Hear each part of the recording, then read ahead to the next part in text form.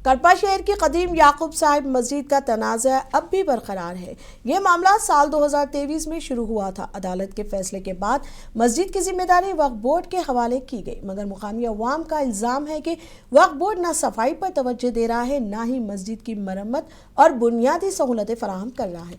बारिश के पानी की निकासी, बैतुल खला की हालत और पंखे और एसी की खराबी जैसे मसाइल जूं के तूं हैं। नमाजियों ने वक्फ बोर्ड के इंस्पेक्टर पर लापरवाही और रुकावटें डालने का इल्ज़ाम लगाया और हुकूमत से फौरी मदाखलत का मुतालबा किया। मस्जिद को एक फ़ाल कमेटी के हवाले करने का मुतालबा किया जा रहा है।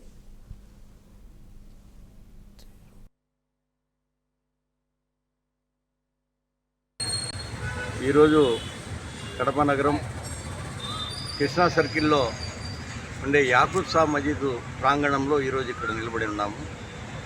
ఈ యాకూబ్ సాబ్ మసీదు ఎంతో పురాతనమైన మసీదు. కొన్ని వందల సంవత్సరాలైన క్రితము నిర్మించిన మసీదు ఇది.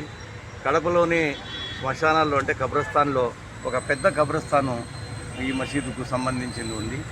ఇది చాలా రోజులుగా ఒక కమిటీ ఈ మసీదు కమిటీ నిర్వహణ చేస్తూ వచ్చింది.